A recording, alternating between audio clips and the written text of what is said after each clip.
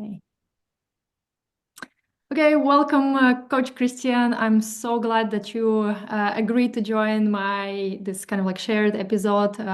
And it's so funny that just now before I hit the record, we were discussing like which exact like direction to go with this conversation. And previously we agreed on befriending wakefulness kind of topic just to discuss what it is, how to like what it means in practice, basically how to apply this principle, right?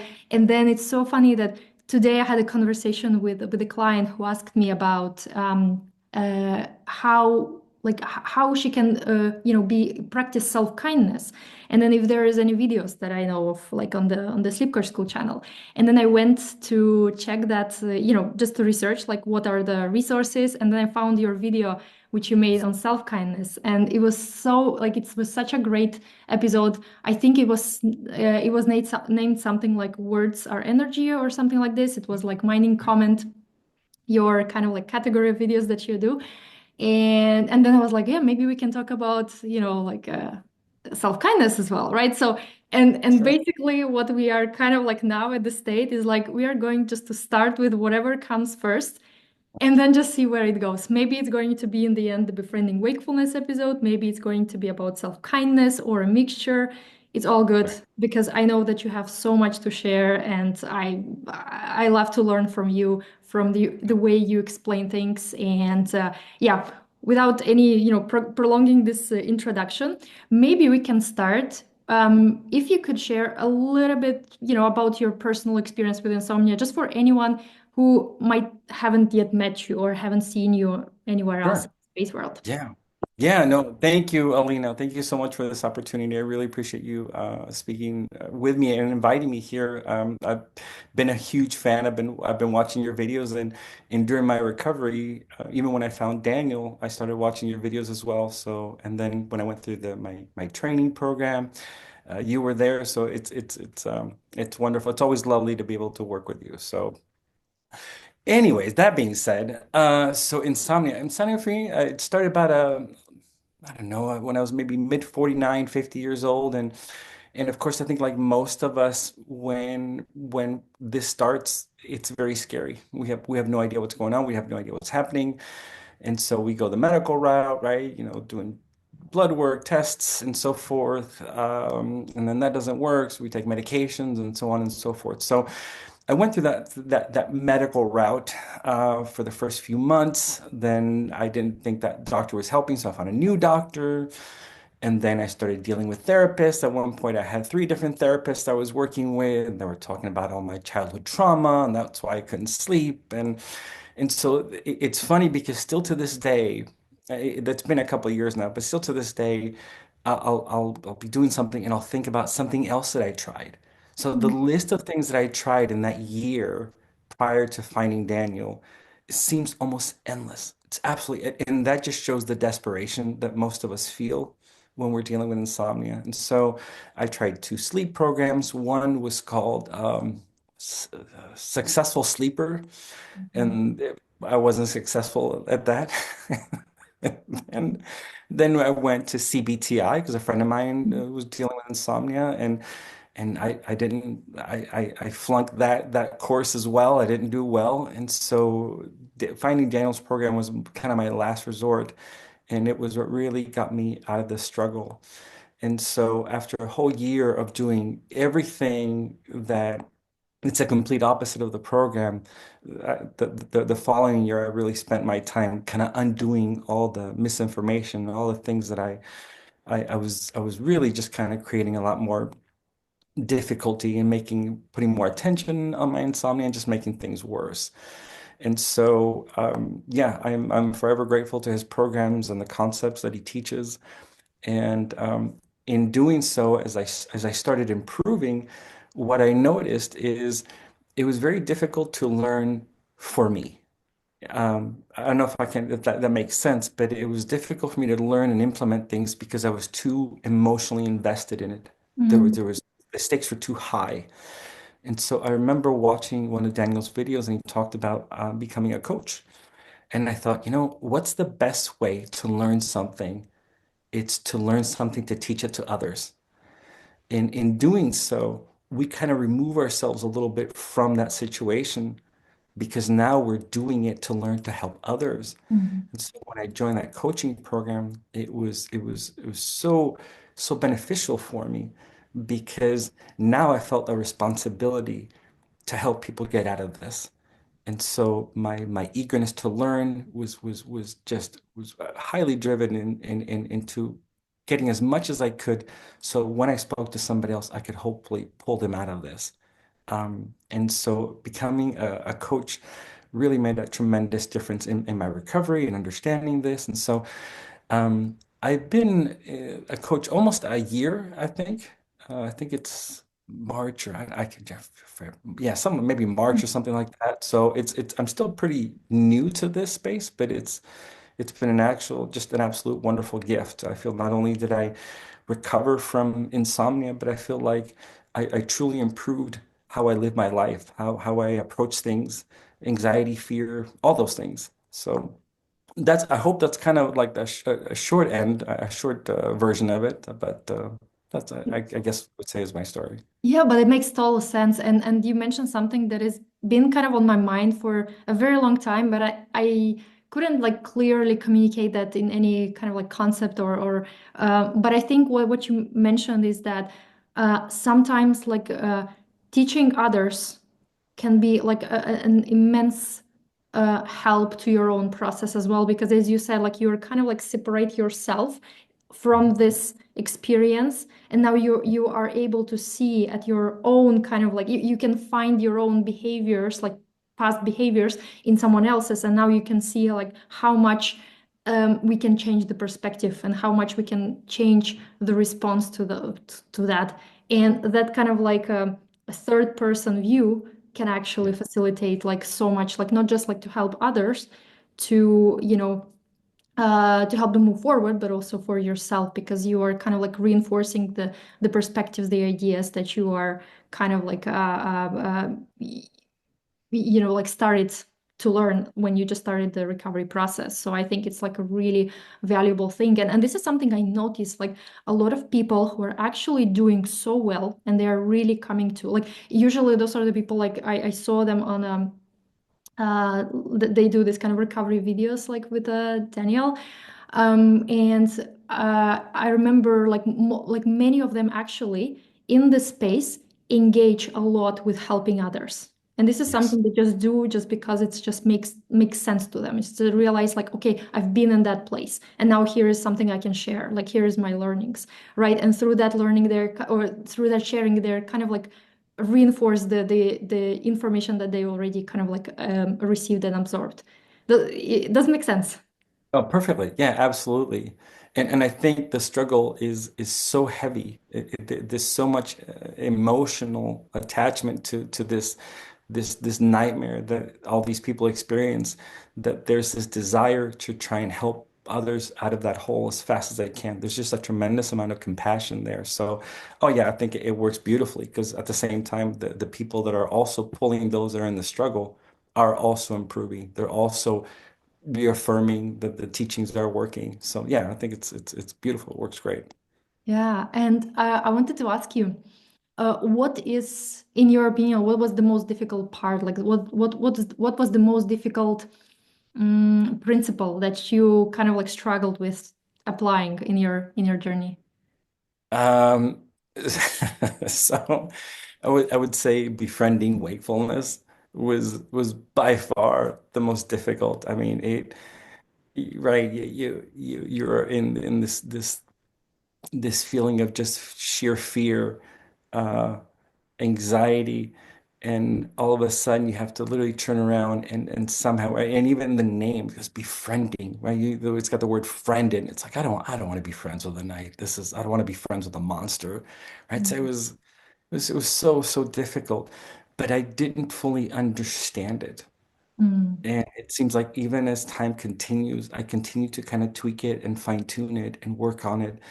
And really, it's probably become one of the one of the most the concepts that I get more questions about. And I think once we really truly understand it, it becomes one of the most powerful concepts to learn. It really Mm, becomes so helpful. So mm. I would say befriending wakefulness. Yeah, I mean, I agree because it's so counterintuitive, right? It's the last thing that we want to do when we find ourselves struggling. To Right? me, it's interesting like that it was the moment I realized that I could actually walk towards wakefulness was the moment of kind of like enthusiasm or something. I was like, oh my God, I don't have to run from this. I Right. can actually face it. There was a little bit of this kind of thrill, the good kind. That Mhm. was it's so interesting. Each person can react differently to each concept. Like some of them, like they become like really scared and maybe they feel the resistance to it like right away. And then for others, it might feel like oh, I can do also this. Okay, let's explore it. But either way, it's still a difficult concept to process and implement. That was for me the same case. Like it was so difficult to um, allow myself to experience sleepless nights because I hated them so much. Right. And I was just wondering, like in your work with people, what do you think is the most like kind of like where do people stumble the most when they're trying to implement like this principle? Yeah. So do you mind if I kind of give you examples? Of So course. I remember when I don't know, I was really struggling with this, and I started learning Daniel's program. So it'd been about a year into it, and I used to watch a ton of YouTube, and I remember finding this channel. I don't know if you've heard of it, but it's a Canadian-based channel. It's called Just for Laughs. They do Okay. these skits.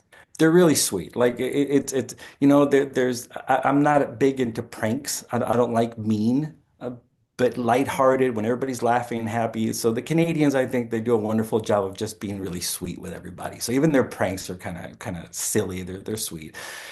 And so I remember I was watching this once, and there this that wasn't a skit, but this prank was, let's say they get 4 or 5 different actors, and they all look totally different. So the idea is nobody knows that anybody is knows one another. And so they would be in an elevator. And so let's say there's 5 people in an elevator. Nobody's talking to each other, and say you, Alina, you walk into the elevator, and maybe as the elevator is going up, all 5 people, without saying a word, just turn around and actually face the wall, so against the door. And then obviously the camera is watching to see what your response is going to be. And they would try all these different little things, but that's all it was. Or they would turn once, and then about 5 seconds later, they would turn again. They were just weird Mm, behavior, but they were watching to see what the person would do. And what I noticed is sooner or later, I mean, nobody was communicating, nobody was, and it was obviously very bizarre. People would just start following. mm, People would just start, okay, now we're facing the wall. Now we're facing the wall. Now we're turning here. Now we're turning there. And I thought, oh my goodness, this is insightful, because all of us instinctively want to fit in, mm, want to blend in. It doesn't even matter if it makes sense to us. That's how we feel safe. That's mm, how we feel comforted. And so when I started thinking about this whole insomnia stuff, you think about, okay, so imagine a group. Let's go bigger group. So a community. So my neighborhood, right? So my neighborhood, by 11, 12 o'clock latest, people go to sleep. So not just everybody in my house. My dogs are, everybody goes to sleep, but everybody in the neighborhood goes to sleep. And so I am the only one that can't go to sleep. I'm the only one in the elevator that can't turn around and face the same direction as everybody else. I can't. And so what happens is little by little, we start to see how different we are. And there's something wrong with us. And we keep trying even harder to blend in, but we can't because we can't control it. And so I remember even 2, 3 in the morning going for walks. And the reason why I was going, I always tell people it's like it was good for me to move energy because it was good. Part of me was also seeking. out of absolute desperation to maybe find somebody who was awake because they didn't want to be the only one in the elevator facing the wrong way. And so I think what happens with insomnia is it's so lonely. Pretty much everybody in our home doesn't understand what it's like. Rationally, it makes no sense whatsoever. And so then we start going to doctors, and then they can't figure it out. And then we start taking medication, and they can't figure it out. And so everything, our brain is absorbing all these experiences to reaffirm to us that we don't fit in. We don't fit. And so now there's more pressure, there's more fear, there's more anxiety to try and fix it because little by little, we feel like we are not part of this group. And so then we start doing therapy. So now we start trying to do everything and everything possible to get back into this group again. And so imagine if I would have found a group like musicians or something that say up really like kind of crazy schedules. You know, I've had a few friends that are musicians, so yeah, they would have been until like 4 in the morning. But imagine if I was in a dorm living with people that didn't go to bed until 4 or 5 o'clock in the morning. The night wouldn't become triggering for me anymore Mm. because I'd be around others. And so what happens, I think, with normal neighborhoods or communities or in our homes is the reason why the darkness as it comes, anxiety and fear creeps in is because this is when now we become separate. We become separate from the pack. We're no longer part of this pack. We're the weird ones. We're the odd ones. We're the ones with the problem.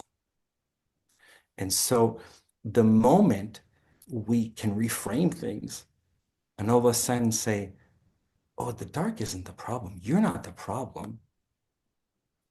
Your community right now is just a little different, but there is a community of people just like you. This is why the community in Daniel's program is so incredibly beneficial because now you finally feel understood. Now you know you're not the only one. And so now you're once again in an elevator with a bunch of insomniacs that can't sleep, but at least we're all facing the same direction. And so I think this this isolation, this psychological detachment, this isolation that is created around us is so heavy. And so at the same time, you think about making the night something so heavy, all of a sudden we're supposed to befriend it. This is our enemy. This is everything that's created us to be completely the opposite of what our community is like. And so how can you befriend wakefulness? How can you befriend the night when it's constantly telling you that it's the opposite of what everybody else is doing? And so as the light started going out, my son barely sleeps. He's fine. He's 17. He go to bed at midnight, 1 o'clock. And so sometimes like there is some degree of comfort. I wouldn't bother him, but I'd go upstairs and I'd see the light on. I was like, I'm not alone. And so that feeling, that sensation of loneliness is so heavy. And so whenever I talk to anybody about this befriending wakefulness, to me, it's like, how can I befriend something that's created so much fear, so much anxiety, so much emotional pain? And so trying to kind of help to start reframe that a little bit can be helpful and to see that the night isn't a problem. Um, I think I'm sorry, that was kind of a long-winded response, but um, No, I I loved it. I mean, it was so deep. I was like, when you started talking about this, like the show, I was like, I wonder where you are going with this. And then you were just like really went into like a very, very profound insight there. It's like really we feel the resistance to befriend wakefulness out of fear of kind of like standing out, being abnormal, becoming even more abnormal than we think we are. So I totally understand this. Wow. This was like really, really great way to explain this. yeah, Yeah. Yeah. thank you. And I think it's not surprising at all why this concept is so difficult to practice because it feels like we are going against our instincts to belong, to those Right. people who have no problems with their sleep ever. In our minds, people Right. who sleep well are the ones who never experience wakefulness, never experience this kind of like, crappy nights and things like that. But in reality, like everyone does, everyone. It's fascinating when you kind of like, discuss with a person their pre-insomnia kind of like experience, right? What their sleep was like, and they usually say like, I always was a good sleeper. But then I would just ask, like, out of curiosity, have you ever had time when it just took you longer than normally to fall asleep? Or have you ever had a night when you were waking up constantly from from one drink to another? Have has ever been the case that you woke up but you were feeling so tired, right?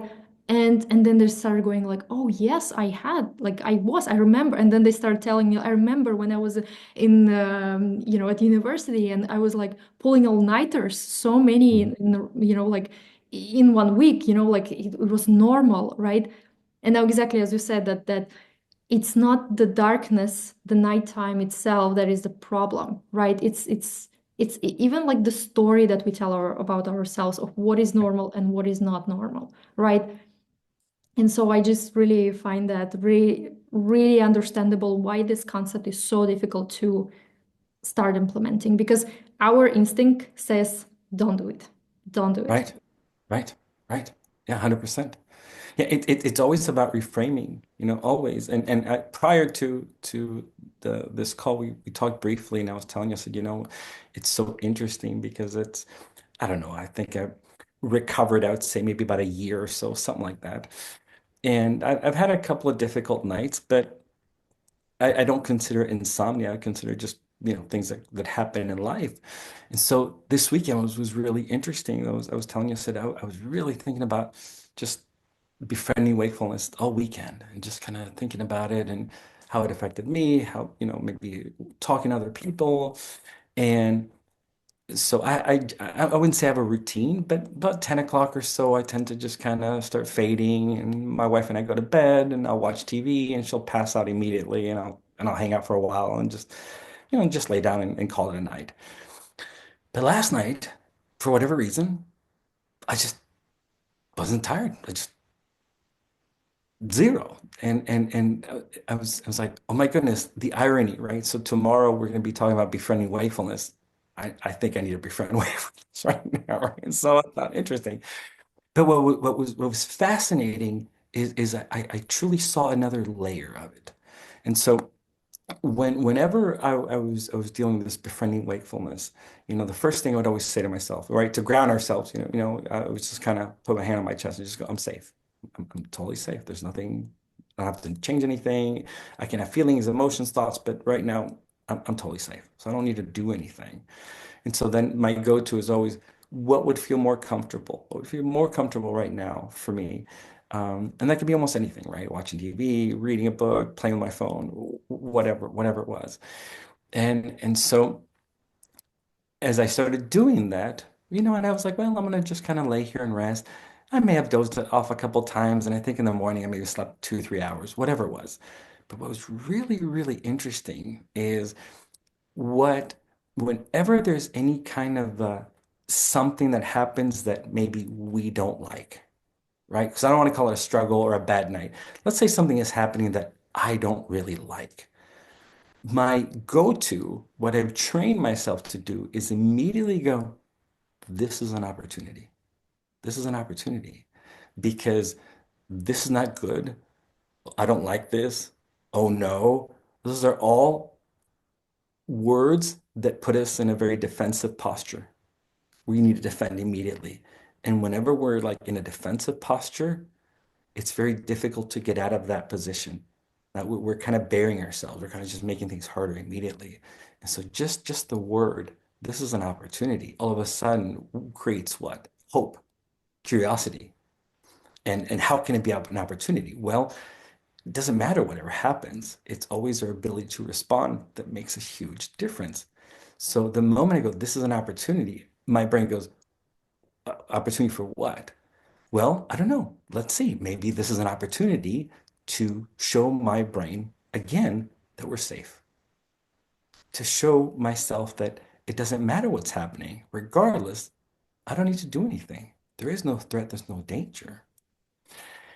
And I started telling myself, I've had, Alina, this weekend has been nuts. I mean, there's been like, it's just been really hectic, really, really crazy. My wife opened up a yoga studio like about 6 weeks ago, and this poor woman is just working just, literally, 12 hours a day. And so just been super hectic, doing a lot of things and working and chaotic and anyways. And so at one point I thought, oh, you know something? Maybe I'm having a hard time sleeping, or maybe I'm not sleeping because there's a lot going on. Maybe I'm excited. Maybe um, I'm thinking about all these changes. And then I stop myself and I go, I don't think that's a good way to go. And I realized that imagine, so Alina, what if I said, okay, you know something? I was excited about all these things coming up this week. And so I was really excited last night. And so I couldn't go to sleep. Would that make sense? Yeah. That totally makes sense. But at the same time, what are we telling our brain? When we're excited, we may not sleep. Yeah. And so anytime our brain comes up with something, it's going to look for things to reaffirm that it's correct. So that means maybe in the future when I get excited, my go-to is like, well, we're not going to sleep tonight. And so I don't want that. What if I just wasn't sleepy because I just wasn't sleepy? Not because of anything. I'm excited, I'm curious, it doesn't matter because now it becomes this like vague thing. And whenever it's vague, your brain can't grab onto it, can't attach to it because it loves patterns. It's always seeking and Mm. scanning to grab onto something. So the last thing I want to do is just go, oh my goodness, I have such an exciting week coming up. I'm not going to sleep. Well, I'm sure I'm going to have a few more exciting weeks the rest of my life. I don't want to all of a sudden train my brain to think that this is what causes somebody to not sleep. And so I was like, again, was was yesterday or last night what I wanted? Not necessarily, but I can't control it. But what an opportunity. What an opportunity to learn something new. And so again, the moment we reframe it, there is no struggle. It's all just learning. And so now, how do I feel today? I feel great because not only did I reinforce to myself that I was safe, not only did I befriend wakefulness, right? But I learned something that I could implement not only for myself, but for others that I work with. Mm. So I thought it was wonderful. And so I don't know, slept 3 hours or not, whatever it was. I don't know, I feel great, but I'm so grateful for the opportunity, for the experience I had last night. Yeah, yeah, it makes total sense. And I really like what you said about the fact that, we don't always have to go down the road of trying to figure out like what is the reason for like why am I not sleeping? Because in a way, sometimes like knowing that it's normal, let's say like to be awake after having some sort of like, we are excited and like you're more kind of like hyper aroused, which is like in a positive way, but then it, keeps you more awake. And knowing that, yeah, it's possible. It's like in a sense like helpful to demystify it, but we also don't have to always think that every time I'm excited, I'm not going to sleep because that's what the brain likes to do. It likes to find the connections. Like, okay, Right. here's excitement, here's you didn't sleep, let's log those together, right? And then Right. every Perfect. time that, like with something like this happens, like this lock starts kind of like showing itself. And in reality, there is no really connection. Just Hmm. as you might have slept wonderfully before, something exciting things like that happening in your life, Hmm. you can also like, not sleep that well. It's like Right. either way is possible. It's like the night is a blank slate, and Right. Right. yeah, and that's why I really like the idea of reframing this experience, and not in the sense like, oh, I failed, or oh, it's horrible, it's going to make me feel miserable the next day. No, we can look at it as, yes, it's an opportunity for me to actually, see what I've learned in practice in real life. Yeah. Yeah. And Yeah. it's great because once you understand this concept, You apply it to everything. Like, so was it like a few, maybe, I don't know, a week ago? I don't know. I really always lost track of time. So I don't know, a week ago, maybe, whatever it was. So at night, my wife and I go for a walk, and we go to this park because usually by a certain time, like everybody's home, and so we have two little Shih Tzus, and we take them out, and we like to just let them off the leash so they can kind of run around. And so, anyways, it was pretty late. It was, I don't know, maybe 9:30, 10 o'clock at night, and we're walking around, and it was really cold. So the dogs were wearing like little sweaters and stuff. And so, anyways, we're walking, and we're coming around the corner, and I see these two. Um, they look like wolves. I mean, I'll send you a picture of this because, like, sometimes people exaggerate. It's like, Mhm. oh, they look like wolves. They look like, but they were like two huskies, Mm. and they were kind of far away. It was kind of dark. It was late at night. It's kind of dark, and all of a sudden, I see these two huskies, and my immediate go-to is like my dogs. So they're right by me. So I run, I grab 'em, I pick them up. And I don't know if these are wild dogs. I mean, you can't tell, right? So your adrenaline's flying, you're kind of worried about your dogs. So I slowly started walking towards my car, went around the corner with my wife, and then we kind of just ran, got in the truck, threw the dogs in, and drove off. And the next day on Facebook, they had posted that there was these two huskies that were running around, and people were trying to track them and so forth. And so anyway, so we got home. And my wife was telling my kids, like, oh my goodness, your dad saw these huge dogs and he grabbed our little ones and we ran. And he's like, oh my gosh, that was so scary. And I immediately go, no, this was an opportunity. Why? Because everything is an opportunity. And they're like, what are you talking about? So I think my kids are getting sick and tired of me always saying everything's an opportunity. But I said, well, think about this, right? So many things that have happened. The dogs could have come after my dogs. One of them could have gotten hurt. So many things that have happened. I go, look at what happened. I saw these things. I picked them up. We got back to our truck. Everybody was safe. And so immediately the story that was like scary was like, what a wonderful opportunity to see how we responded. And everybody was safe. And Yeah. so I use this all the time. And it's so helpful. It's incredible.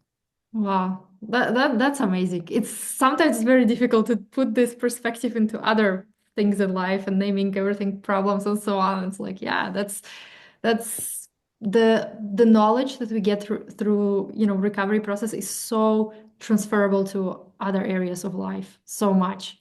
And Yeah. that's not to say that I've nailed those areas of life. That's the thing. Like in, for example, with my kind of like recovery, I had to let go of my perfectionism in terms Mm, of sleep. Like I had to, it was not compatible with the kind of like perspective that I was cultivating.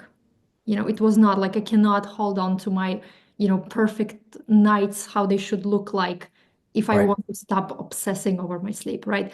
And in that area, I can like honestly say I removed 100% of perfectionism. Like really, there is nothing I'm holding on to rigidly. It's like whatever the next night, it's evening right now here, and it's like whatever the next night is going to be, that's going to be the night I'm going to have. That's it. That's There's no like insistence. There is no this kind of like, no, this must be this way. And yeah. it's amazing.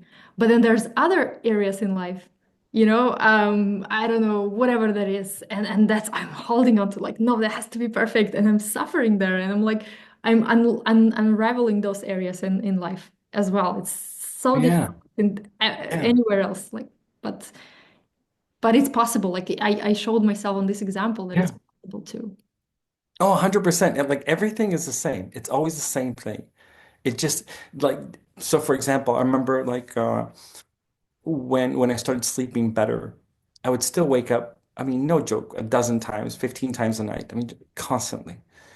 And it went on for months. And I didn't find it a problem because if I was talking to somebody on a call, they're like, "Yeah, I woke up like 5 times. I woke up like 3 times. And I was like, yeah, but I wake up 12 times, but I go to sleep 11 times, right? We can before we weren't sleeping at all. So the fact that I'm sleeping 11 times, that's pretty cool. So we reframe things, right? So instead of like complaining about the things that that you don't have, it's like, but look at what you have. Yeah. And You so, fell asleep 11 times. yeah, I Not fell asleep once, 11 times. 11 times. How cool is that? Yeah, that's amazing.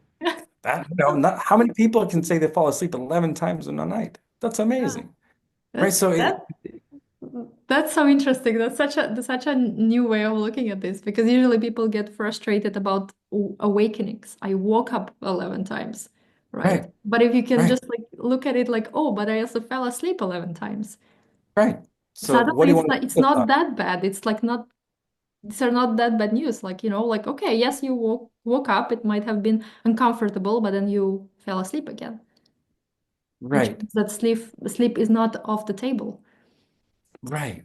And I think the problem too is people start, so I remember I started doing this maybe like about, I don't know, maybe a couple of months ago when people start talking about, complaining about their sleeping patterns or whatever's going on. I just go, okay, so what do you think recovery looks like? Okay, so you go, okay, that person is recovering from insomnia. Make a list of things that is happening now. And the moment that you start hearing, well, they're sleeping 8 hours a night, they don't wake up at all, they fall asleep immediately, I go, okay, now that's not human. That's first of all, we can't control any of those things. So now, once again, think of the tremendous amount of pressure that you're putting on things that you cannot accomplish. And so, what if we reframe things and thought about things that we can control? What if if I went through the night and the end goal should never be how much I slept or did I sleep? It's how am I dealing with any struggle? And if we can look at the positive, regardless of what it is, like all of a sudden there's just less pressure. And there's always like enthusiasm too, right? So I've been sick. I still have a bit of a sore throat. And so once again, I've been waking up a bunch throughout the night. And even still in the back of my head, it goes, yeah, but I fell back asleep a bunch of times. So I'm like, what's the problem? I mean, there is no problem. So anytime we can grab anything, right? So for example, waking up 12, 15 times a night. So at one point it slowed down to maybe like 5 times a night, but I started waking up early. So Mm. instead of my clock usually going off at 7, I was waking up at 5 or 6. I don't know because I wouldn't track the time. And so I was like, oh no, this is new. It's like, this is not new. It's the same thing. Everything is the same thing. And so the response is always how we respond. Mm. And so whatever it is, like anything, anytime something happens. So let me give you an example. So we were moving locations. We own like a little retail shop, and we're moving locations. And we really planned for a very long time to get the new place done. We thought we had everything done. It was going to be very smooth. And of course, whenever you're moving, it never goes. It never goes right. It always just becomes a total mess.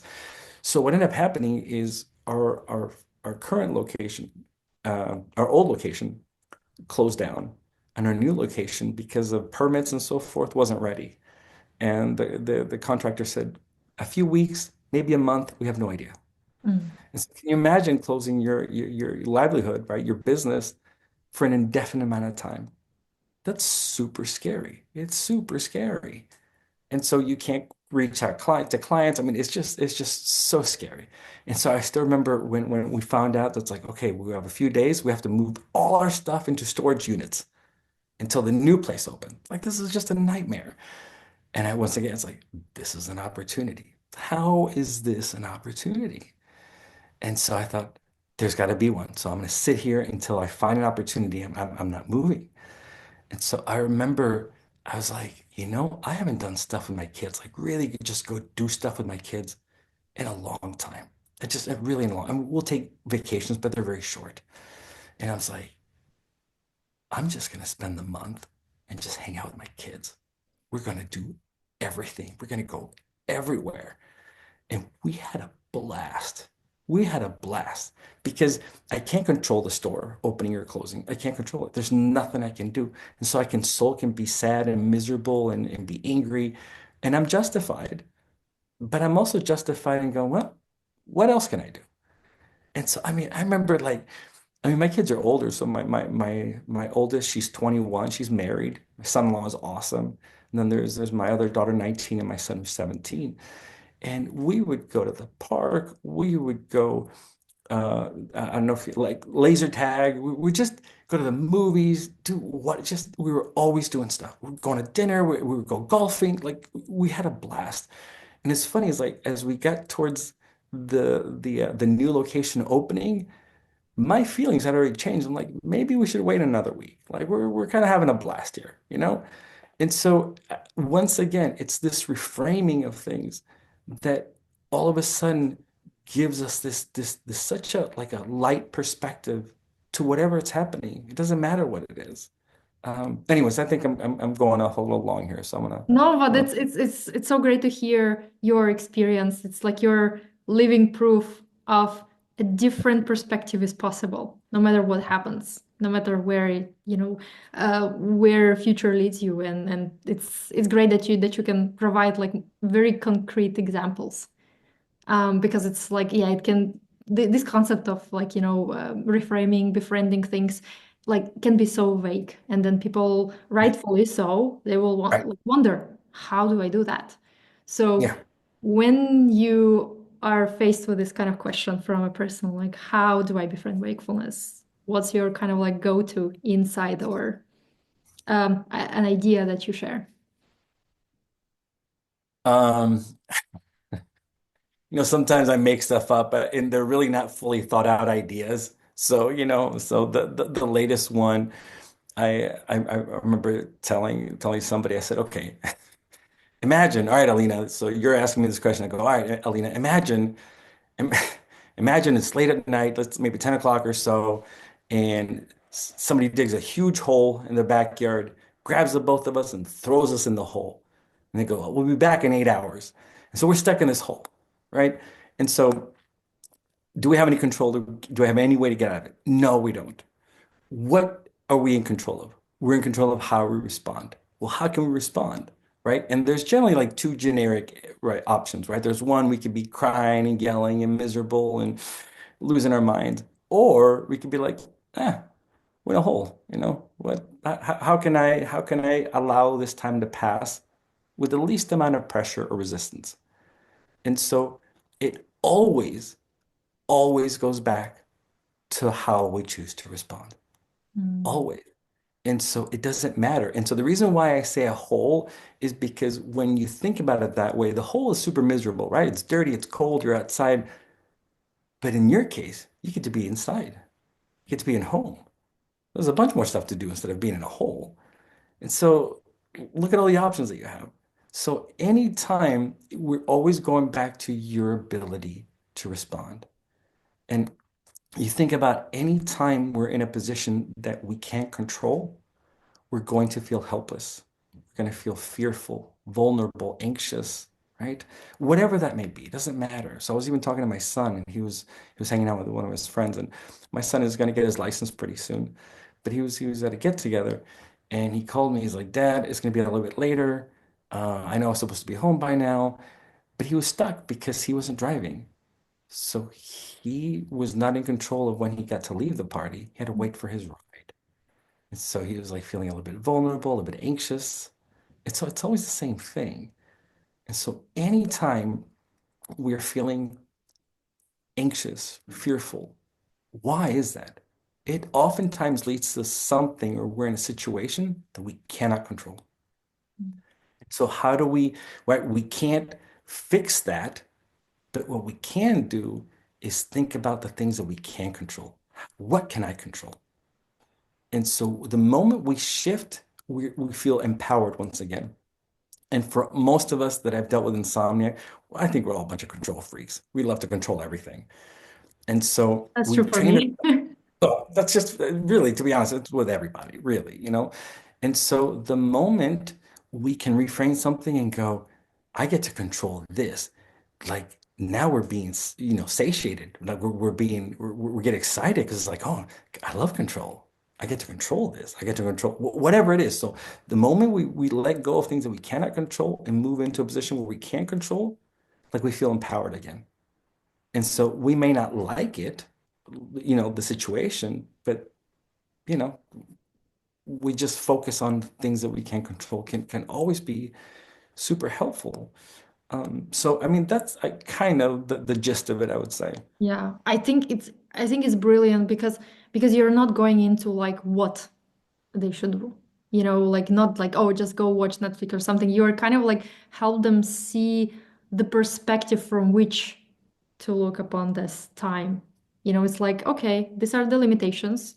We take that, like as a, the present moment, it is what it is, right? And now you're kind of like approaching it from the empowering perspective. And this is Right. something that I notice quite often it's being misunderstood because part of like a big part of befriending wakefulness concept is acceptance, right? It's also about accepting that we are awake, accepting that we cannot control when exactly stuff will happen. And this is a difficult part, right? But for some people, acceptance in that context feels very daunting. It feels like giving up. And actually, I had a person who wrote to me like once is like they said that, you know what, I think I'm gonna keep looking for something else, not this acceptance before wakefulness. It feels like giving up, and I'm not ready Mhm. to give up. And I'm like, in that moment I realized like how easy it is to misunderstand this, to misinterpret like what exactly it means, because acceptance is not really giving up. Like befriending wakefulness is not giving up, and or sometimes people look at it as like intentionally keeping yourself awake. It's like they think about it as like now you have to really take away even that little opportunity where sleep might happen and just force yourself to do something that you don't really want to do, right? And when you were saying about this like this analogy of, or, being in a hole for 8 hours, you said something like in the lines of like, what can I do without pressure and force?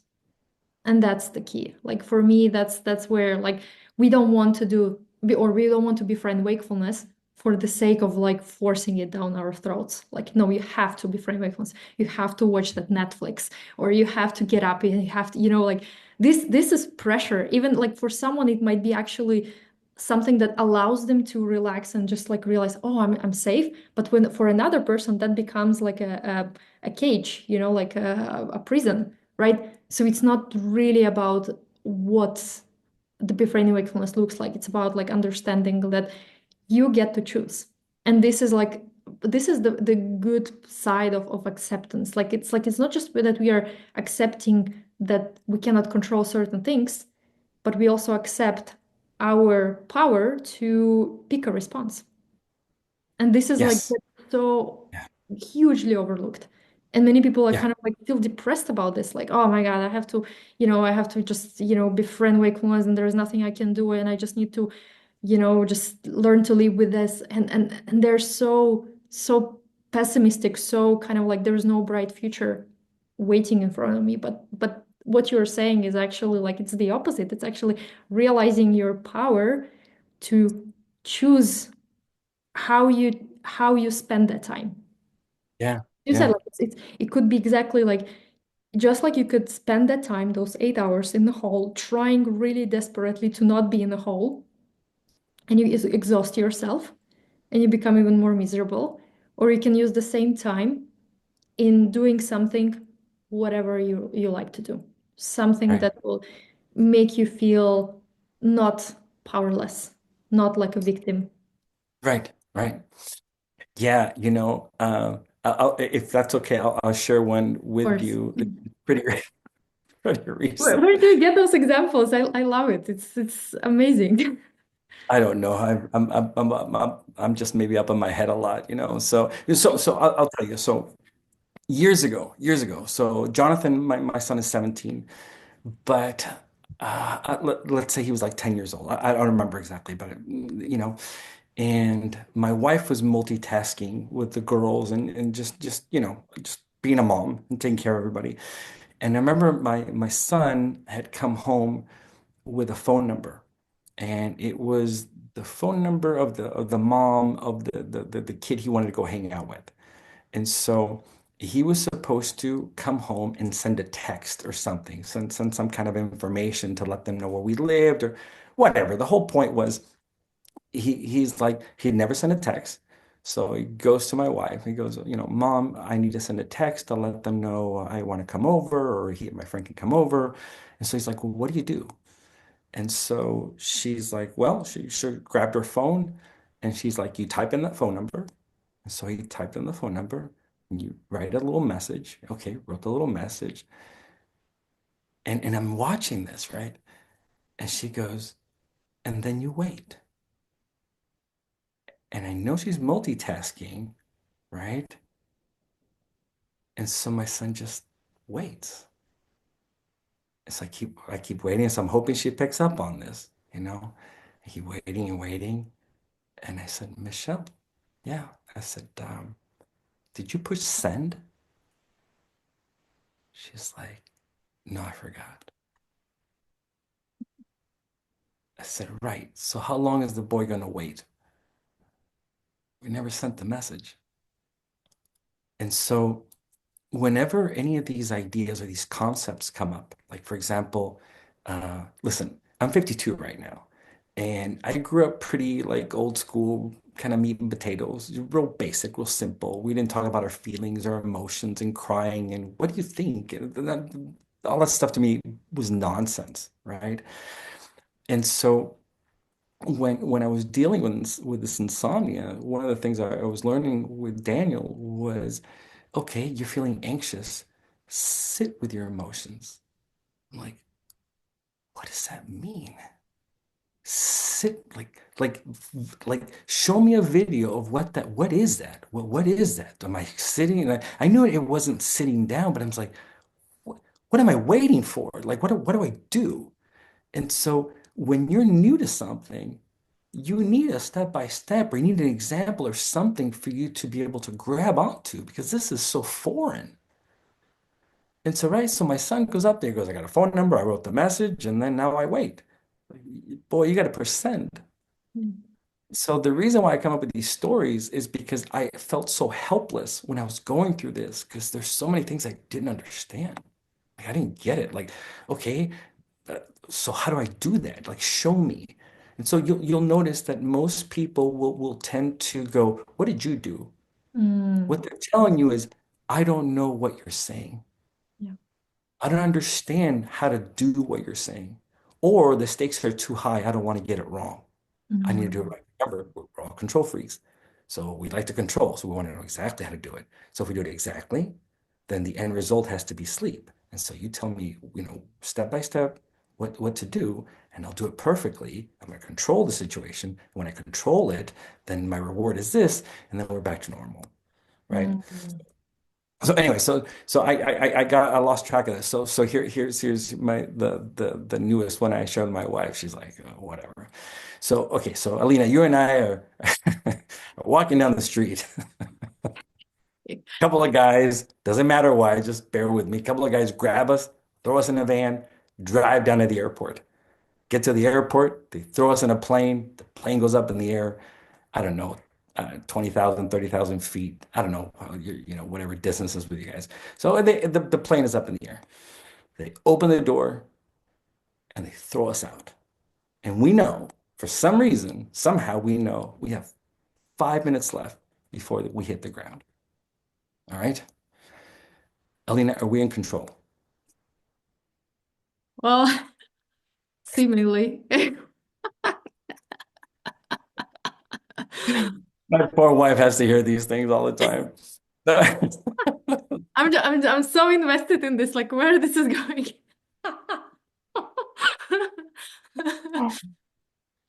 Oh my goodness. So, anyways, so are we in control? It doesn't look like it. No. But maybe. So you and I know we have 5 minutes left, right? We can yell, we can cry, we can scream, we can pray, we can do everything. Are we justified? Yeah, totally justified. Sure. But what if? Now, bear with me here, and say this is easy. So it's great. Whenever we talk to people, we're like, "You should do this." I'm like, "That doesn't seem easy." Well, nobody said it was going to be easy. Let's just do this, right? So, but what if? So my case, 52. What if I had 5 minutes left? And what if I decided to spend those 5 minutes thinking about my life? What if I started thinking about my relationship with my wife, the years I've been married, my kids, my dogs, not just the good things in my life, but all of it, the good, the bad, the trials, all of it. And what if I reflected on this entire magical ride that I got to be part of?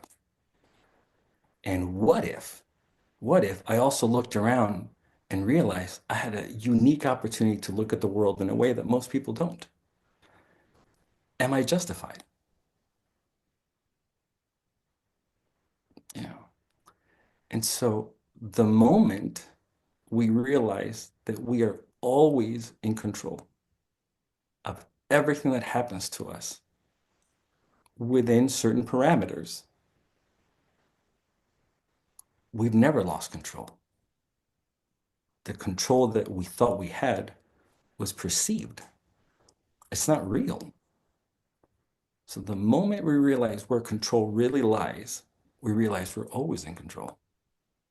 And that can be very calming, can be very comforting for those that are needing control. Mm. Just, you know, so Wow, that's profound. But to put it maybe in the more kind of like uplifting, because many people feel like they're jumping from the yeah, air yeah, like with no parachute and so on, and yeah, feels like therefore like letting go yeah. of trying, like put on the all the safety blankets and all this kind of stuff. What we are actually not realizing is that we are on the ground already. It just feels like we are falling.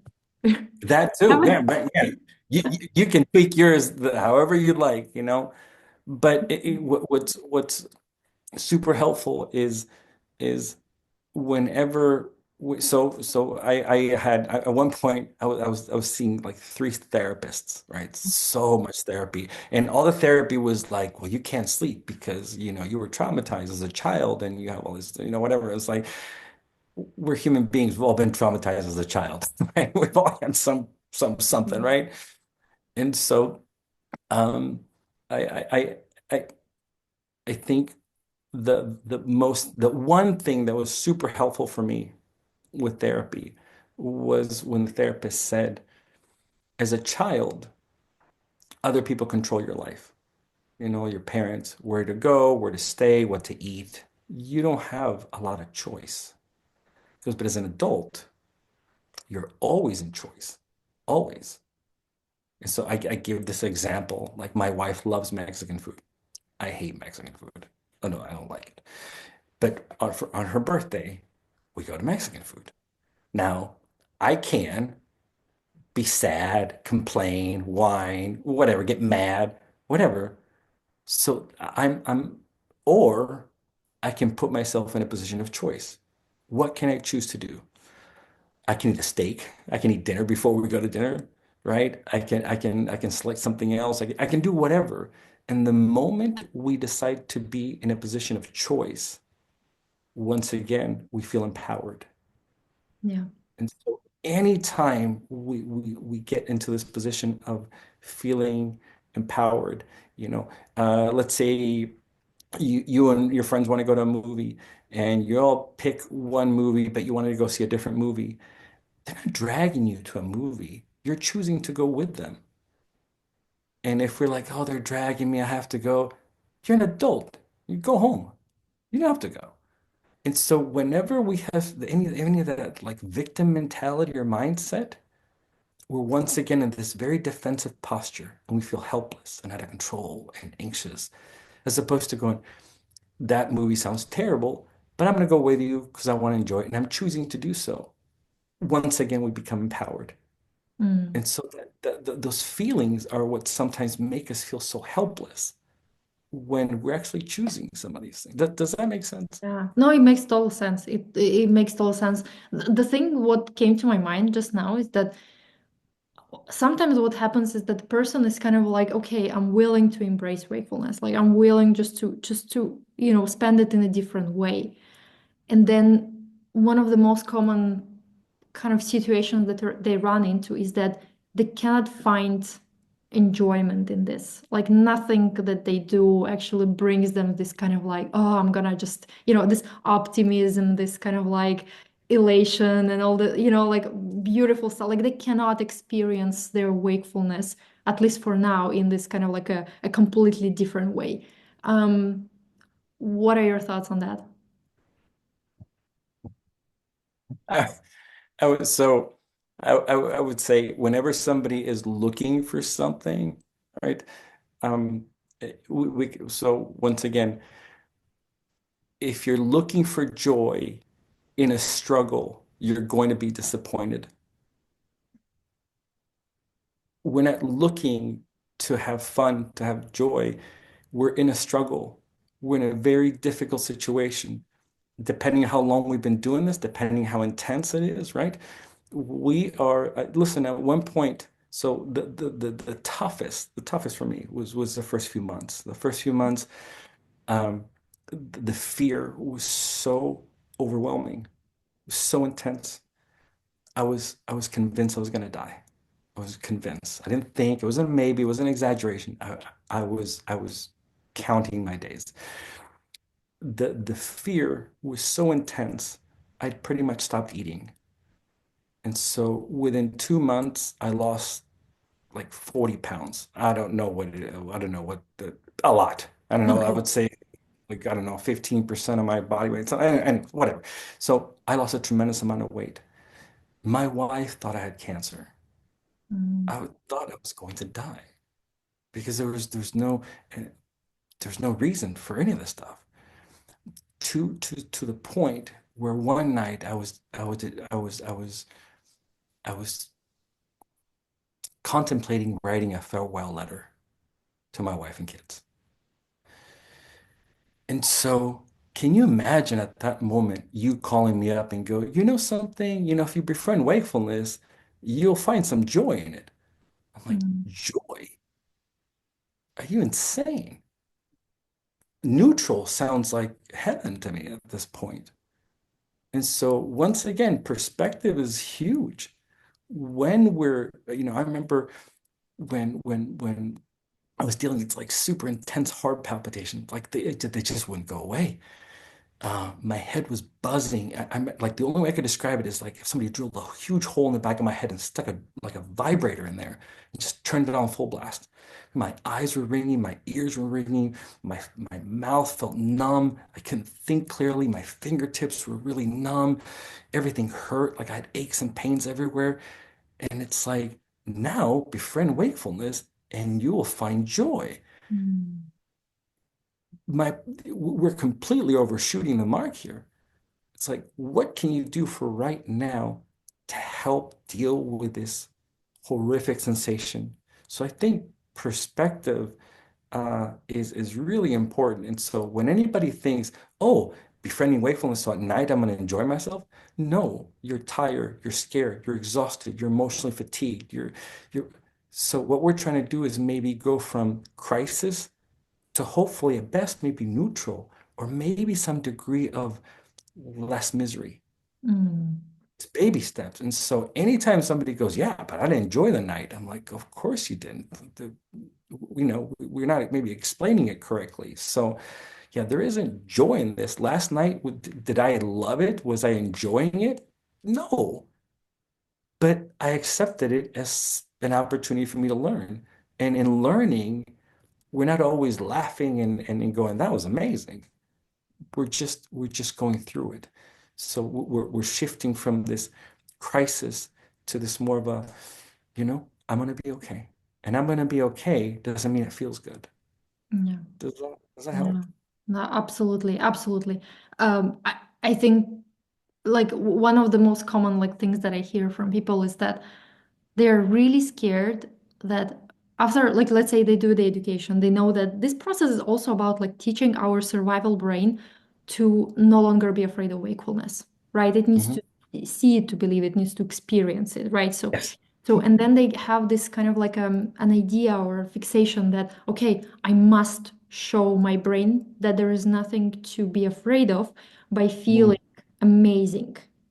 Right. I need it, right? And then there's this struggle, like I have to. And what really happens in that moment is that the person is trying to force an emotion, and any emotion, regardless, like whether it's an uncomfortable or comfortable one, it's it cannot be controlled that way. We cannot kind of like Right. force ourselves to feel happiness in the same way we cannot force anxiety to dissipate in a moment, right?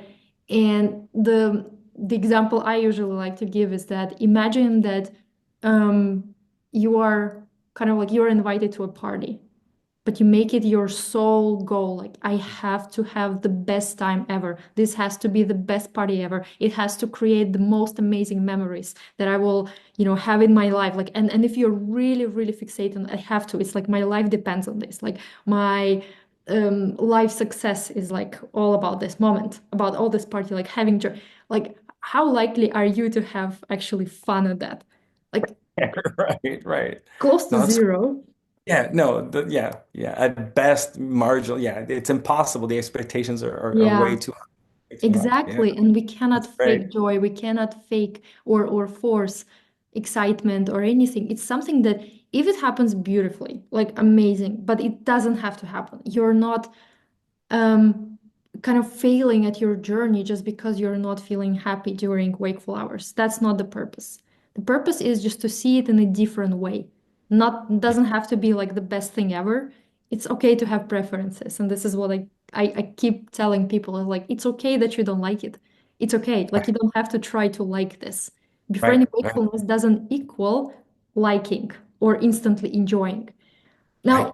there was like maybe one or I don't know, like, but very, very few nights when I genuinely was kind of like looking forward to doing something like reading a book. Like, I was like, oh my God, I'm gonna, it's I want this so much that I don't care. Like, if I'm not going to sleep, that this is and actually I had a really good time doing this because I was like I was looking forward to something specific. But it was not like a task for me. It was not like I have to enjoy it. It was something that just, circumstances kind of aligned in a way that I found that particular night enjoyable. But then there were a bunch of other nights when I didn't find them enjoyable at all.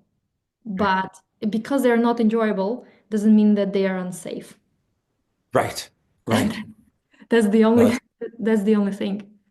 yeah, I remember trying this, and I've used it quite a bit. So when somebody goes, how, I'm exhausted, I'm miserable, I'm anxious, I have all these feelings about the night, I just go, what if, what if you found a lottery ticket at 1 o'clock in the morning and you won $10 million? Would you be like, well, it's 1 o'clock in the morning, I need to go to sleep?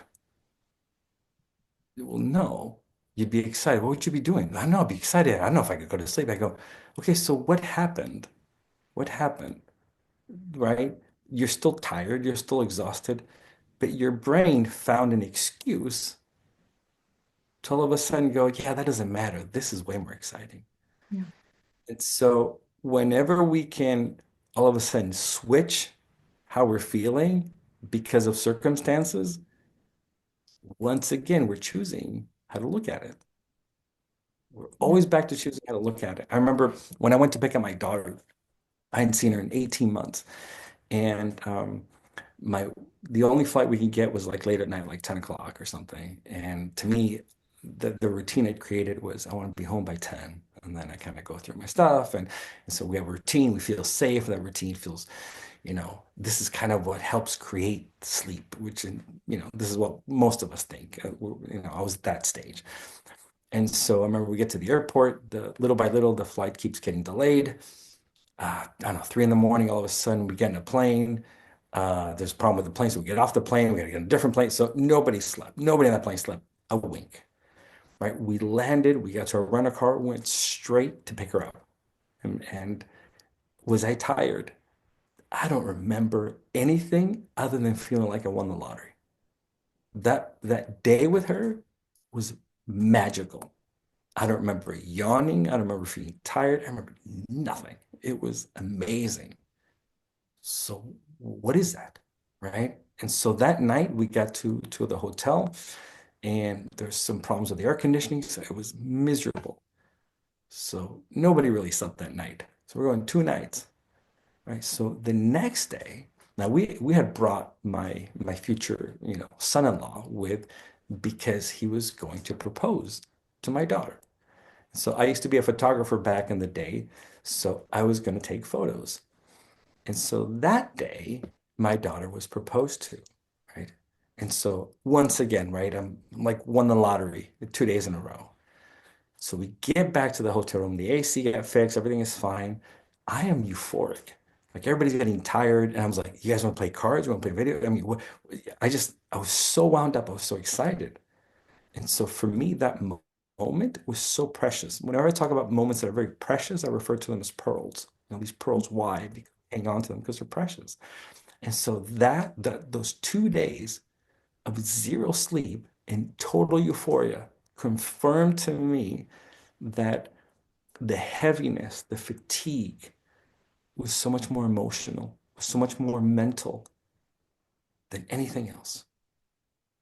And so the moment we start to see how much power and control we have, it's absolutely amazing. It really is. Once again, it's so empowering. And so it's one thing to listen to somebody else's story, it's another to go through it yourself. Yeah. So when we can have a night where like, I didn't feel that bad. Well, how come? What happened? I thought not sleeping is what makes you feel so horrible. So then we start to maybe understand and go, oh, maybe this emotional fatigue is something. And so then you go back to asking them, when you were sleeping well, did you have something sad happen, something difficult, something emotionally draining? Yes. Were you exhausted that day? Yeah, I was exhausted. But what happened? I thought you slept all night. So once we start kind of questioning these things, hopefully they can see that so much of the struggle is our choices. Yeah. And they're not doing anything wrong. So nobody's making any mistakes. Nobody's doing, I didn't do anything wrong. You did. Nobody's doing anything wrong. We're all doing the best we can. That's it. And so when some new information comes along, it's not like, oh, Alina, you were doing this wrong. You should do it like this. It's more like, something, the way we've been doing it seems very heavy. What would it be like if maybe we looked at it a little differently? Well, what if we tried something else? What would that feel like? Because I think so much of it is this judgment of right and wrong. You did this right, and now you're doing it wrong, and you need to do it right like me. It's like, no, no, no, that's just added pressure. When in reality, everything that we're doing right now is just the best we can. And how can we criticize or be hard when we're doing the best we can? Yeah. How exciting if we hear something, oh, listen, interesting. I remember when I was going through the immunity program, I was in the orange team.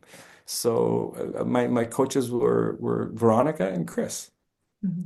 And I still remember very vividly, Chris was telling me this. He said, I was telling him, I said, I get so angry at night. I'm so upset. I'm literally like a caveman. My emotion, whenever I'm frustrated or this, I get angry. I'm just upset. And he said, that's emotional fatigue. That's so draining to your system. And I was like, that's interesting. Oh, so curiosity, right? And so I remember I was like, I'm not gonna sleep tonight, and I'm gonna challenge this. I took the night like a challenge, like a curiosity. I was like, and I wasn't laughing, I wasn't enjoying it, but it's like when I started getting frustrated, I go, I don't need to wear myself out. I don't need to make my own night more difficult. And I remember going through that night, and the next day I was like, this is real. This is true. And so those are these pearls that when we experience them, I think all of us at one point need to test them out, but it wasn't like, oh my goodness, how stupid of me. For the last 50 years, I was doing it wrong. It's like, oh, this is great. So I really try and remove any of that good or bad, right or wrong. It's like everything is always information. How wonderful that we get to have information. We're the ones that choose. We're the ones that place judgment, good or bad, right or wrong, or we can just be neutral about it. Yeah. How brilliantly you have like transitioned into the topic of basically what you just described as self-kindness. And this is something that we can like maybe, spend a little bit of time like, Oh, talking it's about random it. luck. Is that phrase that you said, doing best, like we always are doing our best, whatever there is. There's no right or wrong. It's always our best within the circumstances we were in, within with the understanding that we had in that moment. We're always doing our best. We couldn't not do that choice. We made it. Yeah, If circumstances changed or the new information would appear in our minds, or probably the reaction, the response would be different, right? So, right, and this idea was so crucial, so key in unlocking that self-kindness aspect. Because I was like, I tried for such a long time to kind of like cultivate in myself like this kind of like positive self-talk. And I'm like, oh, like all this kind of, I love myself, but it felt like it kind of like ingenuine, like it's just, no, I'm lying to myself. I'm hating this and but and underneath that kind of like fake self-talk, kind self-talk, I actually was blaming myself for everything I did. I was like, oh my God, how much I hate that I experienced this night this way. I hate how wrongly I reacted. Like I hate that, and I was constantly bombarding myself with negativity about like how screwed up I did this, like, and actually realizing like that, yes, I'm always doing my best was kind of like this, the doors open to this, oh my God, this the whole new world, the whole new um perspective on seeing self-kindness just opened to me. yeah. And this is like this is the key. What was it like for you, like the exploring self-kindness? So, started befriending wakefulness, then the timeless sleep window, and then we got to this self-kindness. And I have to be honest, so when I was in my teens, I dated this girl who was, came from her family. Everybody, they're all hippies. So it's Mm. peace, love, and crystals, and kindness, and all this stuff. And I was like, this is just so weird, right? She was very sweet, very, very sweet, but I didn't understand any of that stuff. And so when it was like self-kindness, I was like, oh my goodness, this is all hippie stuff again. Like I don't understand. I don't believe in any of this stuff. But you get so desperate, like you're so sick and tired of dealing with this insomnia. You're like, if they told me to walk around with a rock on my head, I'd do it. Like I'll do anything. I'll do anything. And so I remember one night, um, by then my wife had moved to a guest room because one of us needed to sleep. And the poor thing, my wife is amazing. She's incredible. But when I was struggling with sleep, she wouldn't sleep either because she had to be like with me. And I'm like, we can't do this. You gotta go. And so that way I had, plenty of room to move around and walk this, do whatever and not disturb or wake anybody.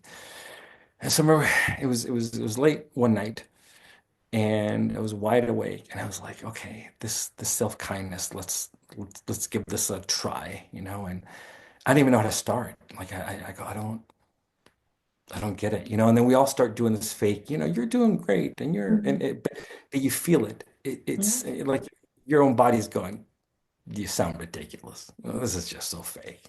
Just it's not. And so I thought, okay, I'm gonna think about my kids.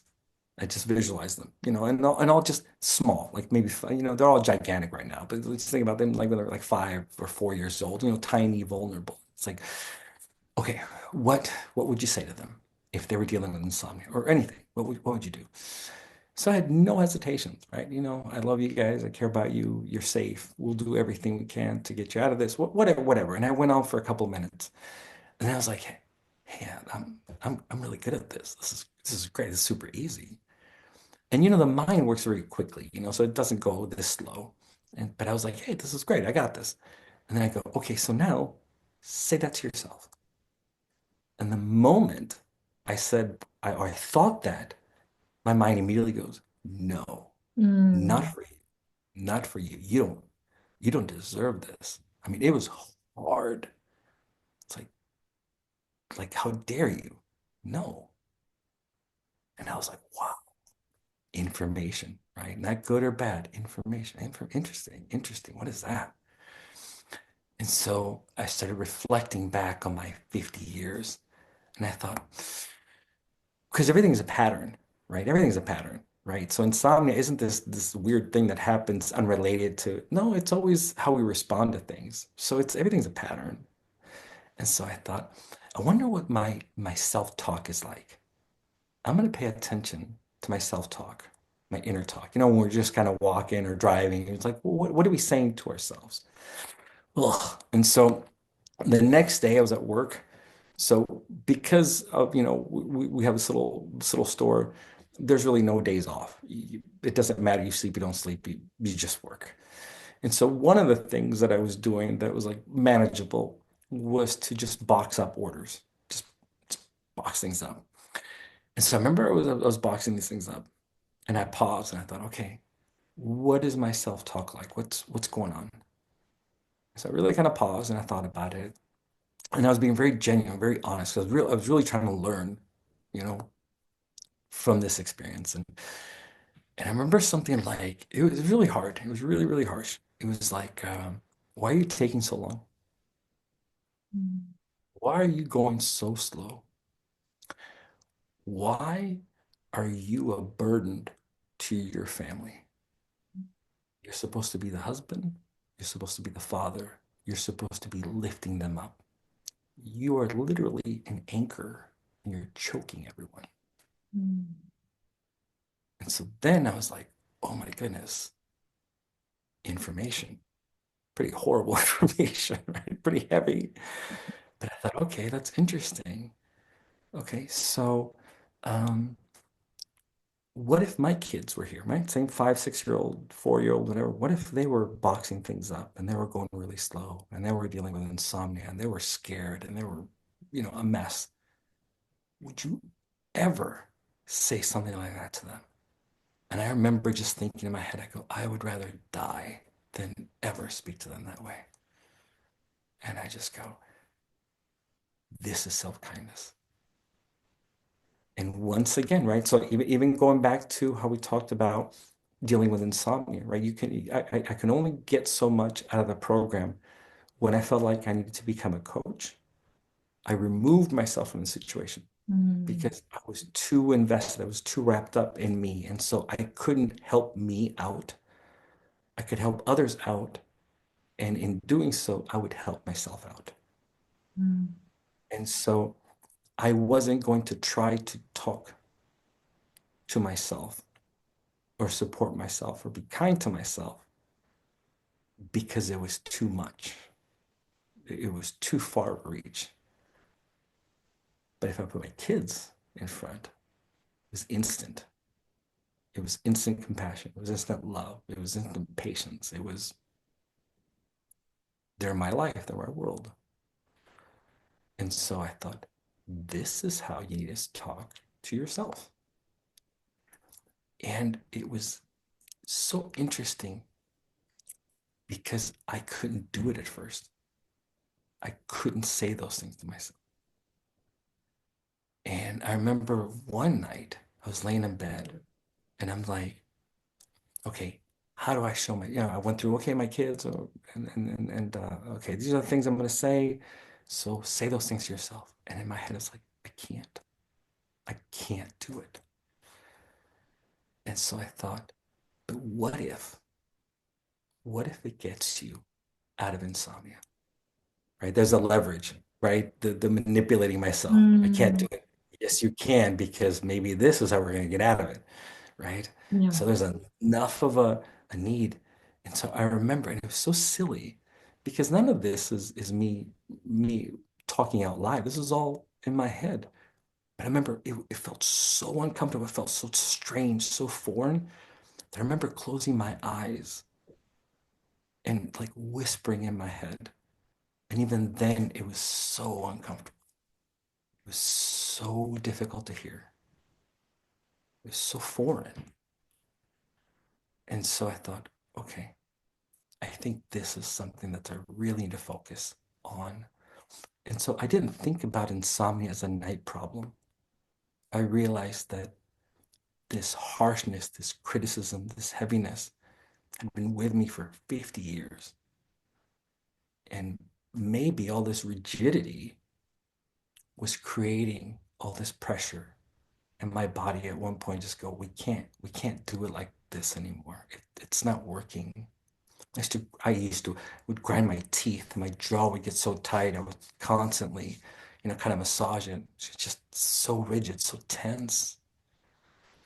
And so the self-kindness, and I set myself like a goal.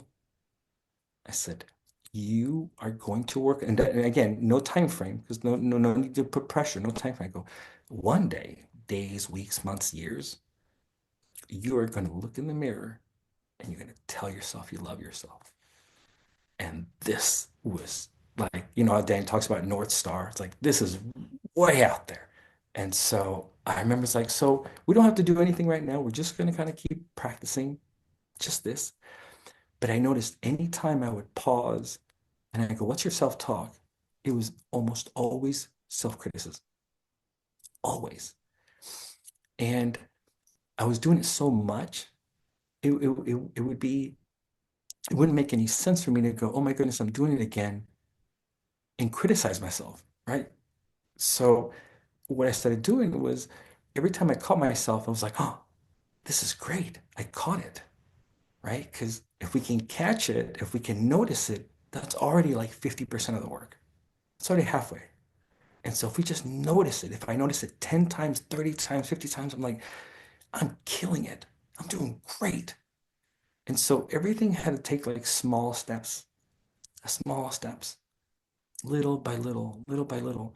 And then as I started doing that, I also noticed that I had this pattern at night before I went to bed. I used to I'm not a big pen and paper guy, but I used to make a mental list of all the things that I didn't accomplish that day. And what a failure for not getting all those things done. And then the following day, I would have all these other things to do and this other list. And so I would go to bed at night so heavy. It's like this endless weight I would carry every single night. And so I thought, well, if being kind to myself is is is like talking to my children, what would I say to my kids before they went to bed?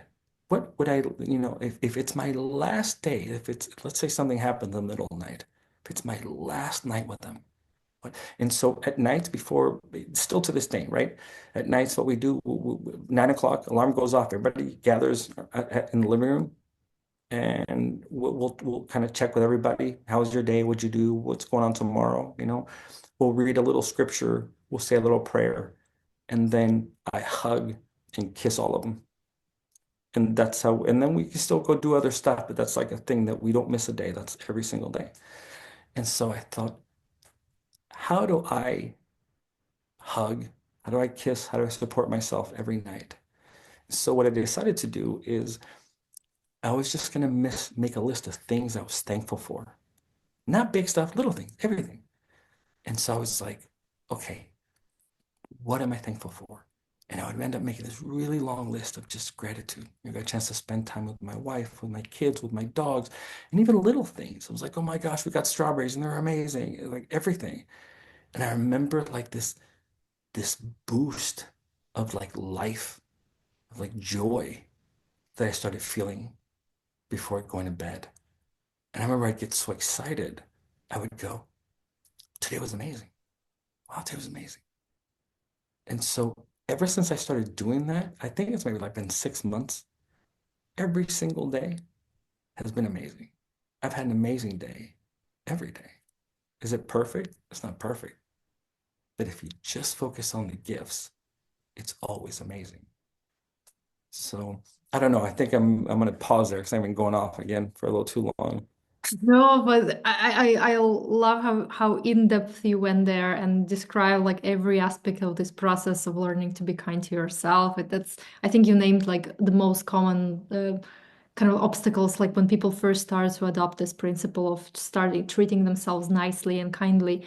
The first thing that they feel like this wall, like, no, I cannot say this to myself. It's like it just doesn't. It's not me. It's like not. I don't deserve this. all this kind of stuff. Like I resonate with this so much. And I also like that you talked about it as a process. It's not something that you instantly can do this like, okay, today self-kindness check. Today befriending wakefulness check. It's like those two things, self-kindness and befriending wakefulness, they are not the to-do tasks. They're not like this, like we cannot just like, sometimes I hear people say this that, well, yesterday I befriending wakefulness and today I slept.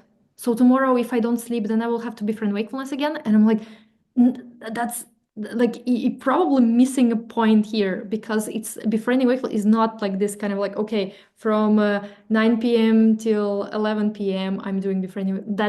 This is not the way to put it. Befriending wakefulness and self-kindness is a change in the way you think about it. Like it's always with you, whether you sleep or whether you don't sleep, whether you experience hyper arousal or you're absolutely calm, whether you're tired or energized. It's like it's this change happens on this underlying level.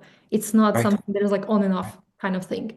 So, Right. and talking about it as a process that is not going to come naturally at first. And Right. then, as you said, Right. like Right. and I think like it sounded like you're still in this process since like Oh, 6 months. it's It's like forever. Yeah, it's me as forever. well. Like I like there's so much in terms of self-kindness I can explore. So there's definitely way to go. And Right. and there's like one really, really good point that you made. I loved it. You said that even the moments when you catch yourself not being that kind, you're not going to just, beat yourself up for not being kind because that's still unkindness. So you're being kind even in the moments when you catch yourself not being kind to yourself. Yeah. And And what I get is that's so good. before, yeah, because before I didn't catch it. Now I'm catching it. Yeah. No, I give this example. I got to come up with some better ones. So this example is I'm talking about, let's say Bob is an alcoholic.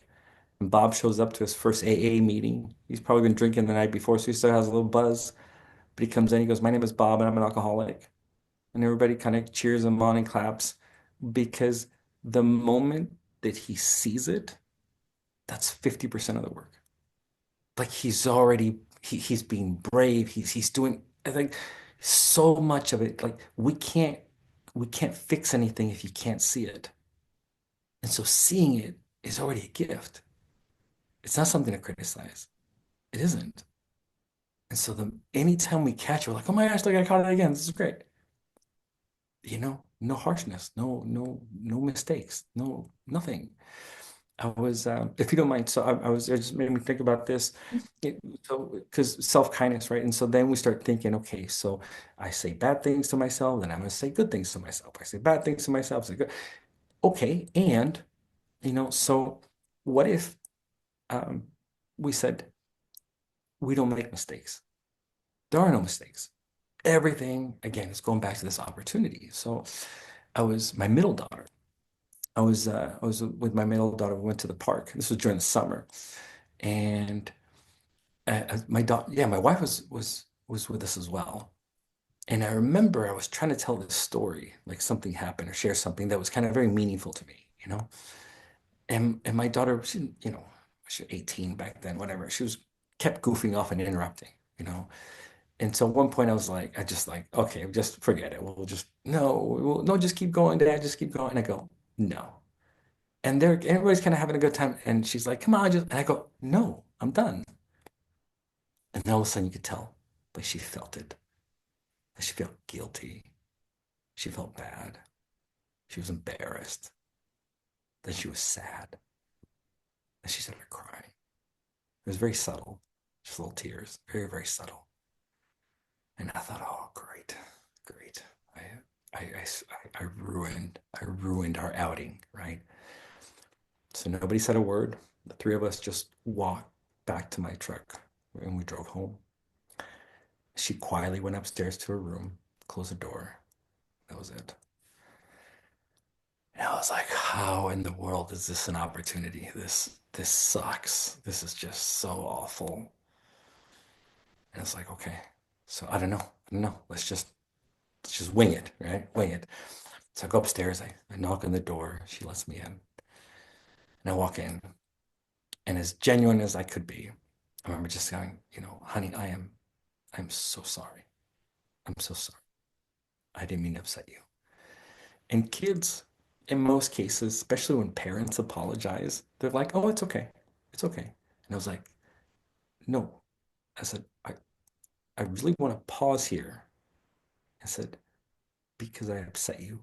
I, I responded. I was a little bit emotional. I was a little bit moody or whatever it was. And I hurt you. And I'm deeply sorry for that. And it's not okay. If you forgive me or if you accept my apology, that's wonderful. But it's never okay. It's not okay. I'm so sorry. I'll do my best to never do it again. And if I mess up, I'll I'll I'll, I'll do my best to, to learn from it. But I'm so sorry. Give her a hug, give her a kiss, and I walked outside. But it wasn't until I was going down the stairs where it hit me. And this is where the opportunity lied. So if this is again just my view on things, right?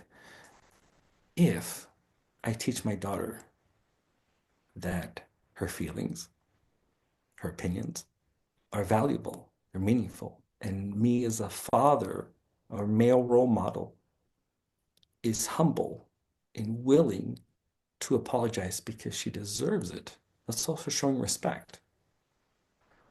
What are the chances she's going to start dating somebody